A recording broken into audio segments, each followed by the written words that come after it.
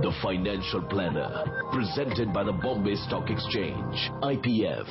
Hello and welcome. You're watching Financial Planner, and over the next 30 minutes, we're going to be having a very interesting discussion with Hemant Rustagi, our guest in the studios, to talk about money management for newly married couples. And of course, if you're newly married and wondering about how important money issues are, guess what? They're extremely crucial to begin with. Hemant, a very touchy subject, right? I mean, of course, when you're talking about getting married and you've got newly married couples, there are a lot more social factors and psychological factors that people watch out about and talk about. I think very often people forget to talk about money issues, even though they're probably the most important aspect of any person being around. And of course, marriage only adds a little more complication to it, I'm guessing. To begin with, how important is money management for a newly married couple? Well, I think, money management is important for everyone. Of course, for the married couple, it's very, very important because they are, at the threshold of beginning their married life together. As you rightly said, at the time of marriage, especially when you're talking about a newly married couple, they have so many things on their mind. Money is the last thing that they want to talk about it. But the fact is that, it's very, very important to talk about money. Look at how they're going to manage their, financial future, which is very, very important. Right. Hemant, then to begin with, talk about money. How important is it for a couple who's newly married, of course, after all the excitement is over and done with, talking about ground realities? How important is it to discuss money to begin with? I think it's very, very important to talk about money. And I would say it's not only important. In fact, it's very important to have an open conversation about money. Because whenever we talk about money, it's not that we're talking about, today or tomorrow. We're talking about the entire life together. It's very, very important to have an open dialogue and as quickly as possible. And also, the married couple needs to understand that this should not be a one-time exercise. It has to be an ongoing process. Right. It shouldn't be that, you discuss money today and then you forget about it and then one of the partner takes responsibility of that and then go ahead with that. No, I think it's an ongoing process. But like I said, the key is to begin early. By having a dialogue about money, what it does is it helps each of the partners to understand about each other's, finances, right, liabilities, assets, income, expenditure. So I think when they get together, when they talk about money, it helps them in understanding what is their risk level as a couple as of that moment, and also how much they risk this they can take in future. So I think it's very, very important to have an open dialogue about it. Also, I think spending habits, because you might come across couples where probably the man likes to go out and buy gizmos or cars, which are a lot more expensive, while the woman might be a little apprehensive because spending tons of money on a gizmo might not seem very practical to a lady. It might work if she were to go out there and buy jewelry, right? So how important is to talk about spending habits and lifestyle, because that's the other big thing nowadays. Oh, absolutely, it's important. That's what I said. When you have an open dialogue about your money and your spending habits and your lifestyle, it helps you gel together as a team. Right. So I think there it becomes very clear. You get the comfort level about each other's spending habits, lifestyle. Right. And I think that when you start having a dialogue, it also helps you in deciding the finances. I think open dialogue or a dialogue, it definitely helps you in that. What about joint accounts? I have a lot of married friends, and there's always this whole discussion about, oh my God, are we going to have joint accounts? Should a married couple have joint accounts, assuming that both partners are working, or separate bank accounts is probably a better way to do it? But it's a bit tricky in the sense that, whenever we talk about having a joint account for a married couple, and if they decide not to have it, generally it's connected with the fact that, maybe they don't trust each other. But I think they need to be very practical about it. I mean, they shouldn't get emotional about it. They shouldn't be getting married if they don't trust each other. Oh, yeah, absolutely. I think right? by just having an account, you can't prove that, okay, we trust each other. Yeah. Here we're talking about what kind of account they should have. You can have a joint account, you can have separate account. Both have their pros and cons. I think what really works out well here is what suits them as a couple. Now, for example, if you have a separate account, now what happens in that case? It becomes easier if both are working. When you file your return, it's very easy to show what are the payments that you have made, how you have paid your EMIs. Right. When you have a joint account, the issue is that whosoever is the first account holder, all the income that comes from that account actually goes in his account, which means his or her account, which means that that partner will have to pay income tax on that. So I think it's very important to understand the pros and cons. In fact, one way is to maybe have separate accounts for all your payments which you're going to make for housing loan or for investment. And for household expenses, they can have a joint account where both can contribute. By doing this, I think how it really works is it also helps you in terms of finding out, whether you have a control on your expenses or not. So maybe a combination of having a separate account and a joint account works out well for a married couple. Also, Hemant, we know we keep talking about and emphasizing on your life goals. Normally, yes, the bigger goals are probably common across the board. Your retirement goal, planning for your children, buying your home, that probably joins all of us together.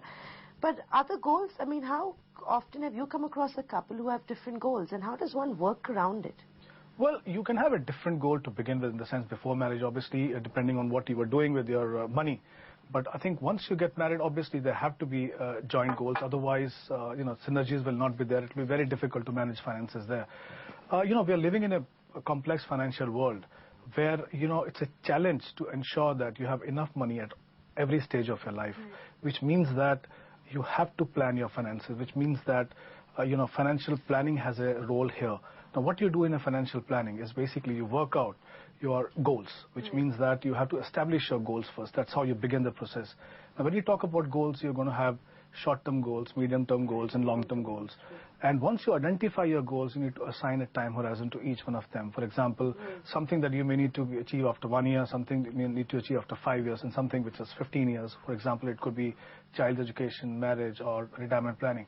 Once you establish your goal, give them a time horizon. And the next step is obviously to, give them a target. Why target is because then you know exactly what kind of asset allocation you're going to have and how you're going to achieve this target. Because if you do not have a target in mind, it's going to be very, very difficult to plan your investments there. So have your goals, give them a time horizon, have a target there, and especially when you talk about the long-term goals, the couple must ensure that they have taken inflation into account. Like I said, doing this process helps them in terms of deciding what kind of asset allocation they're going to have, how much money they need to invest, maybe on a monthly basis or a quarterly basis, depending on what suits the couple there. So it's very, very important to establish goal, because otherwise, if you start your investment process without having any goal in mind, it's quite possible that you may not achieve what you set out to achieve in the beginning. Also, Hemant, with insurance, yes, when you're not married, you might have dependencies in terms of your parents or, your siblings that could be dependent on you. Once, of course, you're tied into or you get into a marriage, how important and crucial is insurance, assuming that your other half is not working? If they're not working, I'm guessing it's an additional responsibility, and therefore life insurance and medical insurance comes into greater play here? Well, yes, I think both of them. In fact, we talked about the married couple having goals in mind. I would say the first step before you start the investment process is to ascertain that you have taken care of all the risks. Now, that includes basically your life, your health, and as well as your property, if you have any property here. So I think to begin with, after marriage, as you rightly mentioned, before marriage, it's quite possible that you may have, dependent parents or other family members. But after marriage, you definitely have another person who is dependent on you, especially if the other partner is not working there. So it's very, very important to then, follow a right process for having adequate insurance cover. Now, when we talk about adequate, there is a thumb rule that we talk about is that 10 times of your annual salary, plus if you have a housing loan or other liabilities, all that has to be taken into account. Ascertain that, and then go for the appropriate insurance plan, which is, in my, belief, that it should be a term plan. Do not try to mix up your investment with insurance. It's not only expensive, but it does not serve the purpose of having adequate insurance cover. So go for a term plan, keep your investment and insurance separately. Once you have taken care of the life cover, the next focus has to be on the health insurance, especially in case if one of the partner is not working. It's quite possible that, if it is husband who is working, he may be having some insurance cover from his employers. One needs to really ascertain whether the cover that he's getting is good enough, whether it'll take care of both the partners or not. Otherwise, they have to work. Maybe they can start with a floater plan, health cover. Must ensure that adequately cover both in terms of life as well as health. I think it's very, very important. Right. We talked about emergency fund, and we always talk about the importance of having a contingency fund. Once you're married, at some point, I guess most people would assume that if your other half is working, the need of an emergency fund probably sort of reduces because you've got your other partner who's working. How important is an emergency fund? And of course, when you're calculating it, would you sort of have separate emergency funds? Would you have a joint emergency fund? How would you work that out? First thing, I think it's very, very important to have an emergency fund, irrespective of the fact whether both the partners are working or one of them is working. Why it is important? Because you can have some kind of emergency, in case both the partners are working, maybe one of them may lose their job, or there can be any kind of emergency. The purpose here is to actually have an emergency fund which takes care of all these exigencies in life. And it also helps the couple in terms of allowing them to continue the investment process uninterruptedly. Because what happens is you commit certain amount to be invested, through a particular financial plan that we talked about. And if you do not have an emergency fund, and if you have a need of a large lump sum money, the first thing you're going to do is to stop that investment process. So I think it's very, very important to have that emergency fund. You can have a combined emergency, because ultimately you're trying to work out. And generally, your household expenses that you'd be building an emergency fund, absolutely. not on your individual expenses that you're looking at. No, I think it's household expenses collectively, which generally, it should be 6 months of your monthly expenses. Should be as an emergency fund, which you, as a couple, they need to create. Once you create that, it's very important to ensure that it's invested in the manner where the money is available at all point of time. There is no point in creating an emergency fund and investing in an investment option where you can't even withdraw the money, or you have some exit loads, or you have some tax to be paid. So I think invest in an option which is fairly liquid. Drawing money is very, very easy. And as I said, ensure that you have 6 months expenses created as an emergency reserve. So if you're newly married and you're watching the show, you know exactly what you're supposed to go out there and do. So apart from the cruiser shopping and all the excitement, these are issues that a couple needs to address before tying the knot, or even post getting married. We'll take a break. We'll come back and take up all your queries on Financial Planner. The Financial Planner, presented by the Bombay Stock Exchange, IPF. The Financial Planner, presented by the Bombay Stock Exchange, IPF. Welcome back. You're watching Financial Planner. It's now time to take up all your queries that you've sent to us. Investment Ladder, presented by BSC, Investors Protection Fund. Hemant, first up, there's a gentleman called Krishnandu Datta who writes into us. He's single, he's 28 years of age, and he saves about 20,000 rupees per month. He hasn't given us a salary, but his savings is 20,000 rupees per month. He's got an FD of 6 lakh rupees, and he says he wants to invest to get highest return and secure his future. He's looking at a pension plan and other investment opportunities. What do you do, and how do you design his financial plan? We talked about how one should go about doing financial planning. We said that one has to establish short-term, medium-term, long-term goals. Now, what has happened in case of Krishnendu is that he has talked about one goal of his retirement. He's only 28 years old. He has another 32 years to go before he retires. I'm sure during this period he's going to have so many other goals. We don't know whether he's married or not, if he's going to get married. He's single, so he'll have so he's single, so he's going to get married, he's going to have children. So he will have to plan, he will have to also look at insurance aspect, he has to look at risk cover. So I think a lot of things have to be done. So I think the first thing is, rather than just straight away, going ahead and starting to invest the money, the first thing is that he will have to establish a short-term, medium-term, long-term goals. And as we talked about, each one has to be given a time horizon and also a target. So depending on that, the asset allocation and the investment strategy has to be worked out. But if you're talking about, let's say here, he's talking about one particular goal of investing for the long-term goal. Clearly, when you invest for 32 years, the focus has to be an asset class which has the potential to beat inflation, which is where equity comes into play. So I think he can look at equity mutual funds, and because he has 32 years and a period to invest, and also he intends to invest on a monthly basis, what he can do is he can set up an SIP in 2 or 3 funds depending on how much he has to keep aside for his retirement. So some of the fund that he can consider is HDFC Equity, which is a multi-cap fund. He can look at ICICI Focus and IDFC Premier Equity. ICICI Focus is a pure blue chip, it's a blue chip fund which invests only in the blue chip companies, and IDFC Premier Equity is a fund which invests only in the mid-cap companies. So he can look at these 3 and start the process at least. Hemant, he's also got an FD of 6 lakh rupees. Would that sort of be used for his short-term goals, or would you ask him to liquidate that and look at other opportunities in the debt? Maybe in a debt fund if for a short-term to medium-term goals. One of the important aspects, as we talked about, is to create an emergency fund. Maybe he's single today, he doesn't require that kind of emergency fund. But if he's going to get married soon, that he will require an emergency fund. So this can be actually kept aside as an emergency fund, but I don't think he will require 5 lakh for that. And depending on his tax bracket, he should be looking at, especially when he's investing in the debt instrument, should look at tax-efficient instruments which are offered by mutual funds. You have fixed maturity plans, you have short-term debt funds. Now, what typically happens is when you put money in the FD, whatever interest you earn is taxed at your applicable tax rate. So look at options which are more tax efficient without having to compromise in terms of liquidity or taking more risk than what you want to take. Hemant, and also if he's looking at investing 20,000 rupees, which is his monthly savings, how would you ask him to split that? Would you do a 17% into equity, 30% into debt? Because he's not talked about his medium-term goals, but I'm assuming there must be those goals like we discussed. How would you break that up? Yeah, typically what happens is once you have established your goals, short-term, medium-term, and long-term, as I mentioned, when you're talking about long-term goal, the focus has to be on equities. I don't think it really makes sense to invest a part of that in debt because you have 32 years to go. So you say the 20,000 should be... Not 20,000. Part of the 20,000. Once he established other goals, when you talk about short-term goals, the focus has to be clearly on debt. Okay, because if it is 1 or 2 years, the focus has to be on debt. If it is medium-term goal of, let's say, 5 years or so, it can be a mix of debt as well as hybrid funds.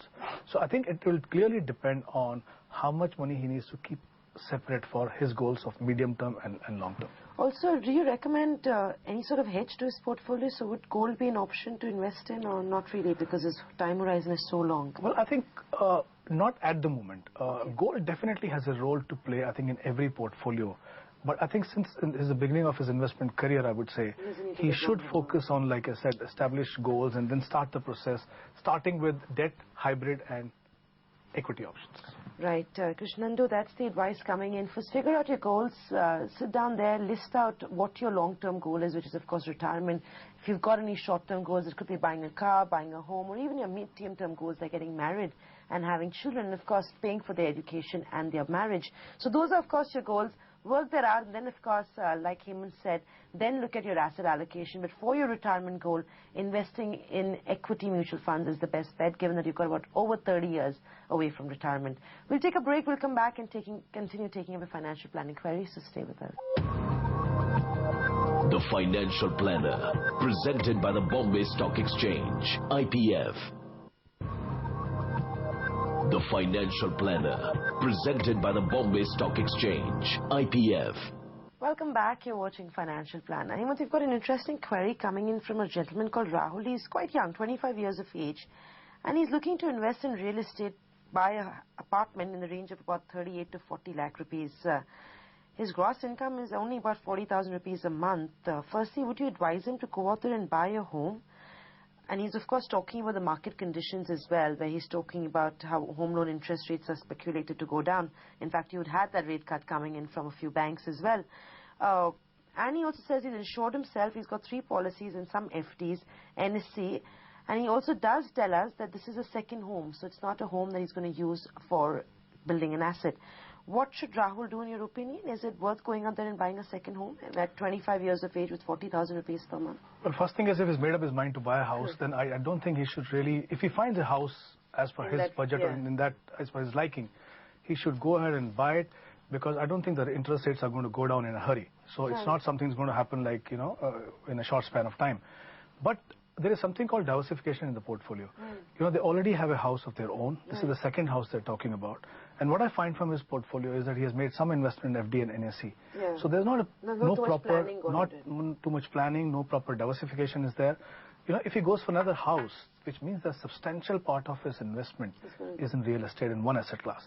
That there's no doubt that real estate has a potential to grow, but there is something called diversification.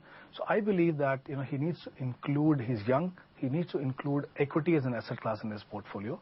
And for that, the best thing for him is that to see whatever money he can keep it aside, especially like after assigning his some kind of goals there, and start process of investing through SIP in good quality equity funds. So I think it's very important that he achieves diversification. The second thing is that when you invest too much money in real estate, there is no liquidity there.